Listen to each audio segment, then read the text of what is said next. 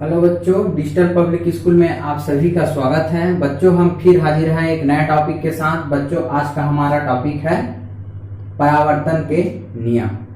अगर छठी, सातवीं, आठवीं, नौवीं, 10वीं, 11वीं, 12वीं में परावर्तन अति महत्वपूर्ण प्रश्न है और अति महत्वपूर्ण प्रश्न को आज मैं बहुत ही आसान एवं सरल भाषा में समझाने जा रहा हूं। तो आइए देखते हैं परावर्तन के नियम।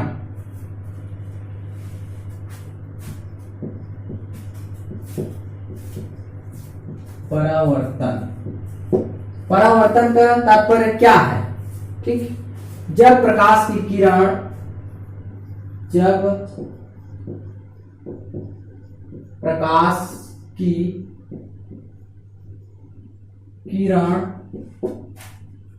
किसी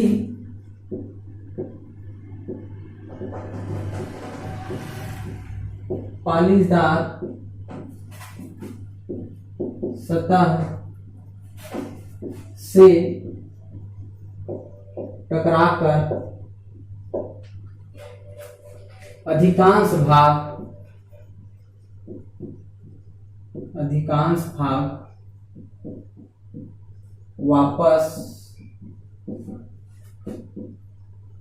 लौट जाता है तो उसे प्रकाश का परावर्तन कहते हैं।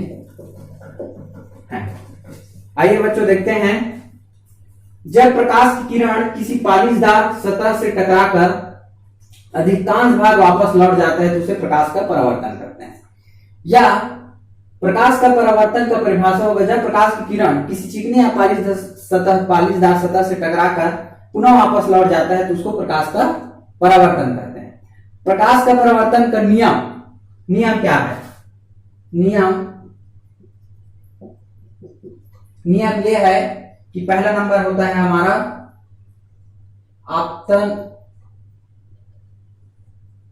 आपतित किरण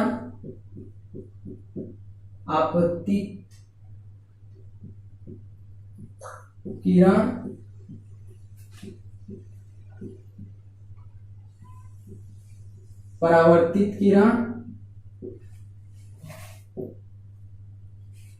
और अभिलंब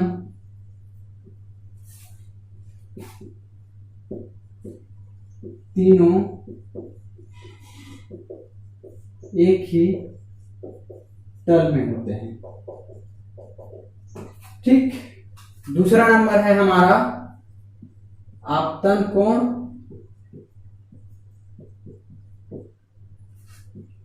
और आपतन कोण परावर्तन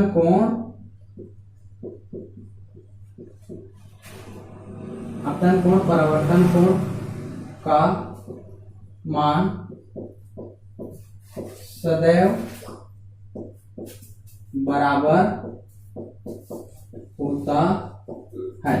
आइए देखते हैं, हम ये आपतित किरण, परावर्तित किरण और अभिलंब तीनों एक ही तल में होते हैं। सिद्ध करते हैं कि तीनों एक तल में होता है कि नहीं प्रायोगिक के माध्यम से। ठीक है, तो यहां पर हम लेते हैं एक समतल दर्पण। क्या लेते हैं?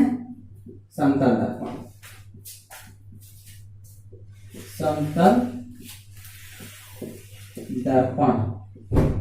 ठीक, क्या लिए?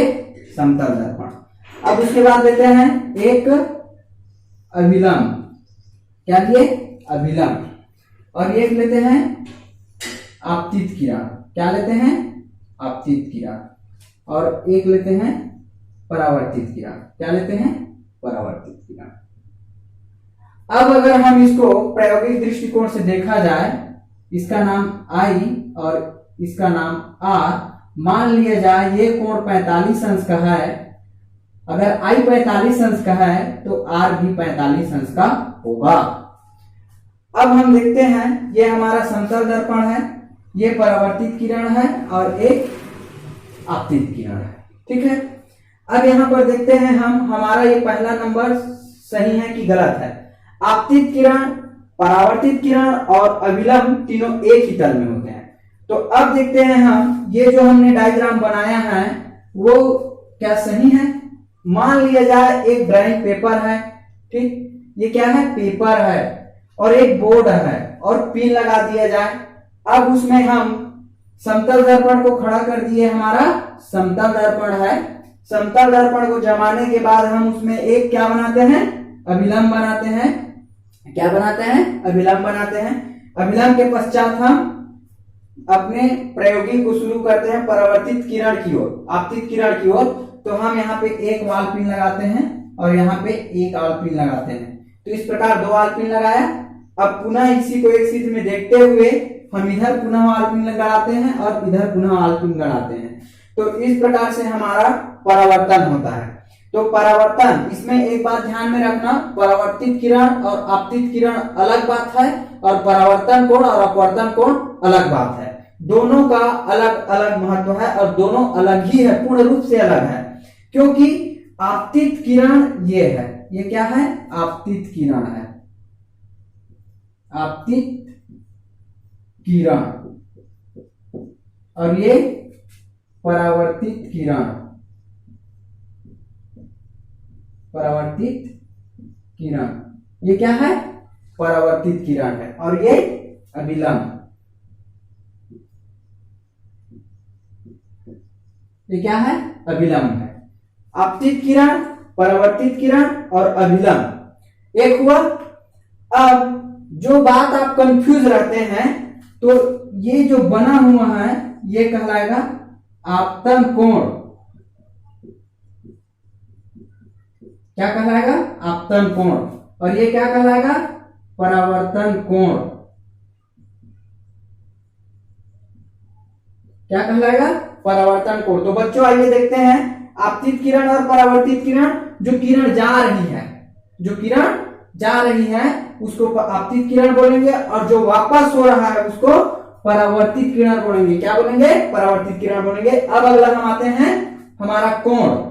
आपतन कोण और परावर्तन कोण का मान, आपतन कोण और परावर्तन कोण का मान सदैव बराबर होता है।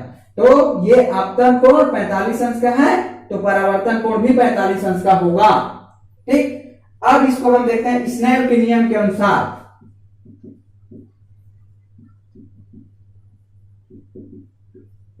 साइन आई बटे साइन आर, ये हमारे स्नेल का नियम है। तो बच्चों आप लोगों को ये समझ में आया होगा। एक बार फिर से, जब प्रकाश की किरण किसी पालीदार सतह से टकराकर अधिकांश भाग वापस लौट जाता है तो उसे प्रकाश का परावर्तन कहते हैं। नियम, आपतित किरण, परावर्तित किरण और अभिलंब तीनों एक ही तल में होते हैं। दूसरा नियम है आपतन कोण और परावर्तन कोण का मान सदैव बराबर होता है। तो आइए देखते हैं सदैव बराबर होता है कि नहीं। ये 45 अंश का कोण है आपतन कोण, तो परावर्तन कोण भी 45 अंश का बनेगा। आपतित किरण और परावर्तित किरण है, आपतित किरण, परावर्तित किरण, अभिलंब तीनों एक ही तल में है। तो इस प्रकार से हमारा परावर्तन के नियम सिद्ध होता है। तो आशा करता हूं कि वीडियो आप लोगों को समझ में आया होगा, और हमारे YouTube चैनल को लाइक, सब्सक्राइब और बेल आइकन की घंटी को दबाइए ताकि आपको ऐसे वीडियो का नोटिफिकेशन आता रहे। Thank you.